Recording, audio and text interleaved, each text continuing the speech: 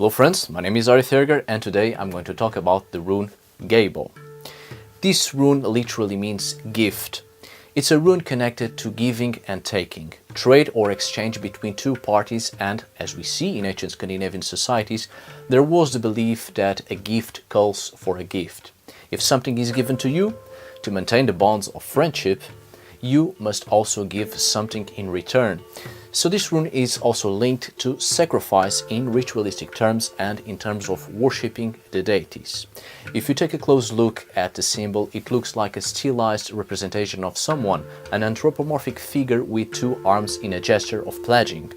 In archaeological terms, we see these representations of humans with arms wide open towards the sky, since even before the Paleolithic, a gesture of worshipping and receiving the power of the deities through the palms of their hands, receiving the gift of the gods in their hands, absorbing the forces. A gesture that, in many religions, is still used when addressing a deity or deities.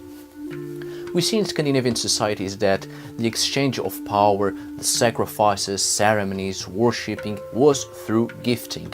This was the most common way to show faith, not through prayers, but giving to the gods sacrificial animals, a burnt portion of the crops and valuable objects, so that the gods are obliged to give something in return to maintain the spiritual connection with mortals and vice versa.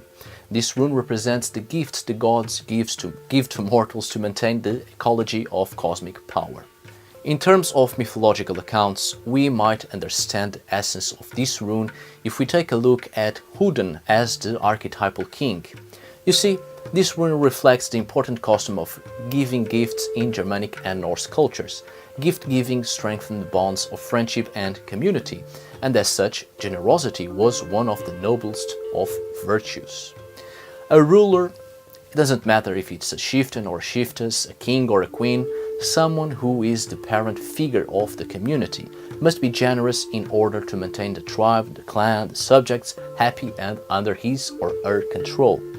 A ruler gifted his followers in order to reward them for their loyalty.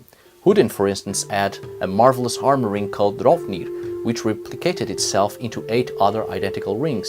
This was the great treasure of Odin. As long as he possessed this ring, he would never lack of wealth. He would always have enough to sustain the gods and to distribute such wealth as it pleased him in order to maintain his followers happy and loyal. But it's not just about pure generosity. Giving gifts requires sacrifice from the person receiving the gift. Gifts weren't given freely, especially by Odin. It demands a gift in return, a price must be paid.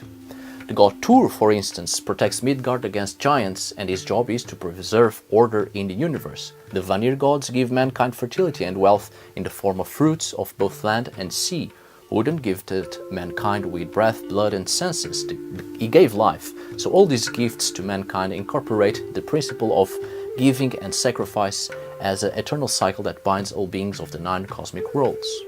Now, leaving mythology aside, historically speaking, in Germanic, Norse and Anglo-Saxon cultures, a chieftain or any other person with a certain status, a certain rank, could demonstrate his power by giving gifts to the poor or vagrant, and to trustworthy and loyal followers. By giving gifts, a person was not only demonstrating his wealth and power, but also generosity, a quality greatly appreciated among Norse and Germanic societies. This would bring good fame and more followers. More followers, more power and wealth. Another aspect, just as a gift demands a gift, an insult demanded recompense. There were many forms of insults, of course, and compensations for the loss, damage or injury done. The injured parties would receive appropriate benefits to maintain order, to prevent blood feuds, to maintain the bonds of friendship, which is the true essence of this rune, Gebo. Now, the meaning of this rune when it appears in a rune reading. This is the first rune that doesn't have an inverted meaning. Now, as I've been telling you throughout this video, the giving and receiving gifts has been important in every society as a gesture of mutual respect, a custom meant to bind people together. So in your life, all should be well as long as there are conditions between both parties, knowing and respecting the limitations of an agreement, even if nothing material is actually given, because there are gifts that are purely emotional, affectionate. Simple gratitude may be the form of payment for the gift received, but there must always be a gift in order to show gratitude for another gift, or resentment and quarrels will be the disastrous result of not showing appreciation. But this also applies to the person who is giving the gift. A gift should be given with an open heart, otherwise it will feel worthless for both parties. In love affairs, a true union is only achieved in separation, when people can maintain their individuality even when they are together. Always be yourself and don't become something you are not just to please others. In love affairs, your true gift to the other person is being true to yourself. Be the person the other one fell in love with. When this rune appears in a rune reading, you will feel honor-bound to help someone out very soon. However, you must know how much help you can give or should give. After all, too much generosity may lead this person to become overly reliant upon you, and instead of helping the person, you are making matters worse for both. Everyone must be free and not completely rely on others, because if that gift is taken away, the gift of helping, the very foundations of that reliance are taken away and people end up worse than they were when they asked for help.